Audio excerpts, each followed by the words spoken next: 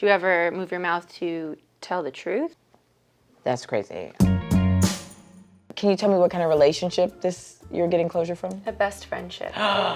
This hits me hard. Sometimes I think friendships are more important than relationships. We were best friends for 20 years. 20 years? Yeah. That's a whole damn person. Yeah, we met when we were in diapers because her aunt was my babysitter. We had fun playing together, and then we would have sleepovers every Friday. We would alternate whose house it was at. This is your best friend. This was a best friend. What's her name? Her name's Mia. Mia. And this was when I was in Florida visiting her after she moved in middle school. A lot of phone calls. Yeah, because long distance relationship, you look forward to sex, but like long distance friendship, what do you look, like hanging out. Holding hands? Yeah, hanging out, taking pictures Taking on our pictures digital camera. Yeah. This trip, I specifically remember we went to a party I didn't really want to go to. I don't know, Florida kids like do crazy stuff. Yeah. Everyone there is just a little bit more advanced than, I mean, being from Connecticut, we definitely like, in high school, we got into that stuff, but this was middle school, so. Also, they had different positions in middle school. They had different positions, they were doing They it weren't all just over the doing place. They were missionary. doing doggy, they were doing reverse cowgirl, and I'm just like, I am out of my depth here. Reverse cowgirl in middle school? If you were to describe her in one word, what would it be? When we were friends, I would say I would describe her as the life of the party. She liked to have fun. And that's like not shady. No, That's not just shady. like- I'm like inherently afraid of taking risks, but as an adult, I have taken some big ones, and I think maybe that was because of her. 20 years of friendship, you've accumulated some things. Here's my box. Well, here's a box. First, we're gonna pull out the Beanie Baby holder, which is a true relic of a time past. Legendary. Yeah. Do you hear me? There was this whole like ideology that someday they were gonna be worth a lot of money. You were course. collectors. Oh yeah, full-on collectors. These were the ones that everyone was like, oh, these are gonna be, I mean, this is the Princess Diana bear. This is Wallace. Oh, this was like the Irish one. This is like white nationalism. Okay. So I made this album of, well, there's other stuff in here that we can go through. Oh, honey. It feels like you miss her. Borderline abuse. I do miss her. Isn't this weird that you have this stuff? very Don't you weird. feel kind of creepy? Okay, this was a contract we signed. And listen to this, June 15th, 2005. From this day forward, every time Mia and Mary Beth visit one another, they must watch the feature films A Cinderella Story and Romeo and Michelle's high school reunion. We both signed it and kissed it. This is like sick friendship This is shit. top shelf. Yeah. Then this was our BMW playlist, because her mom had a BMW. Okay, I have this teddy bear. I had a blankie and she had a teddy bear. Can we sell this? I don't know what it's worth, but you can try. Well, it's worth 20 years of friendship. That's what it's worth. So one thing that was very important, Jewish girls get bar mitzvahed, Gentiles get juicy jumpsuits. That means you're a woman. And I remember when we were 13, we got them together. Well, I was a grown-ass woman when I got my juicies. Yeah, well, you know what? Then that's when you became a woman. I mean, it seems like everything was going fine. And then we hit some rocky times. So here we are, you know, we got a little comfort treats. When did it become like you start seeing some red flags? I had an apartment in Chinatown, and she had just broken up with someone that she lived with, so I said, pack your bag, send your stuff to your parents, pack your bag, come stay with me for a couple weeks. At this point, it was a 2-bedroom, and I had a male roommate and then female roommate. We shared a room. There were already 3 people living in the apartment. Mary Beth, you're living the New York City dream. Exactly. Then she comes in with this massive suitcase, and I find out shortly thereafter that she didn't buy a return flight. So she's basically just coming here to like set up shop. And she would do things like, if she saw goldfish in my roommate's room, the one that I didn't live in, she would like go in and eat them.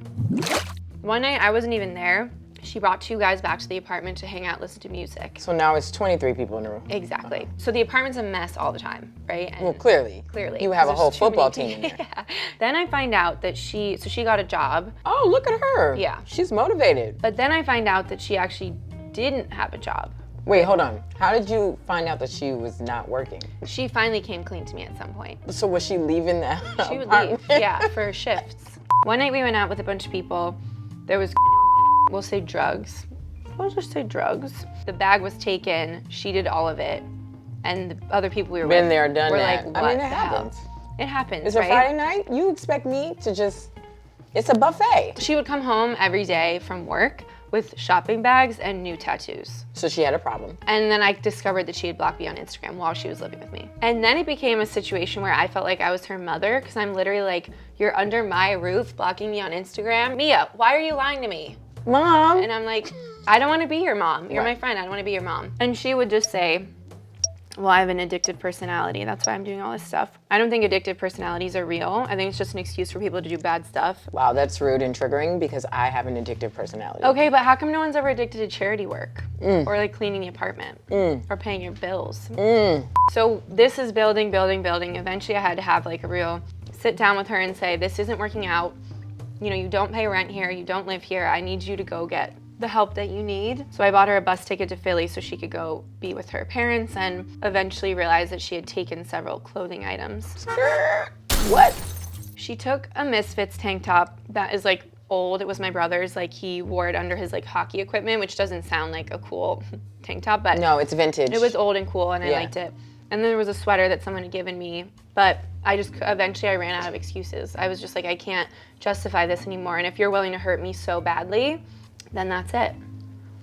What can I do? Hey, MB.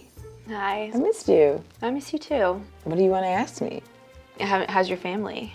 Oh, you know, we don't talk all the time, so I'm sure they're fine. You know, I'm really just focused on myself right now. That's so, like, that is so chillingly accurate of what you would say, I feel like. Where do you live now? Where do I live? Oh, you know, I'm a traveling pants of sisterhood. I'm everywhere. Yeah. Do you Yeah. still have my pants? Excuse me? Do you miss our friendship? Do you miss me ever? I miss you all the time. Yeah, I miss you. I didn't think we had that many problems. I know, and that's the problem. Yeah, what's the problem? Sorry, I have like a addictive personality, so my mouth just like moves around a lot. You're addicted to moving your mouth? Do you ever move your mouth to tell the truth? That's crazy. I just want to be your friend again. Well, I want to be your friend too, and whenever you're ready to be a good friend, you just let me know. I'm ready now. And I just need to borrow $150. I promise I'll give it back. This is so you. Maybe I'll reach out to her. If you can't reach out to her like through your phone, we have a moment that you can look straight to camera. And whatever you have to say to her, just say it. I just wanted to say I miss you as a friend. We had so many good times together, and it bums me out that we don't talk anymore. I guess things just kind of fell apart when we were both going through a transitional phase, and I'm sorry if you ever felt like I wasn't a good friend to you, but if you want to reconnect and see what happens, I love when people come out of the woodwork, so that would honestly be very fitting, and I hope you're well wherever you are and that you're happy. Usually we write the name down and then we burn it, never to speak of that person again. But this felt very, like, optimistic. Maybe I'll just write down the things that she did to upset me. Yes! Okay, but we'll just leave that in the past. Yeah. And we'll never speak of that again. We'll never This speak is of the that last again. time. This is it. Do we have enough paper? We might need a scroll. Never to speak of this again. Never to speak of this again. Never to speak of this again. Never to speak of this again. Never to speak of this again.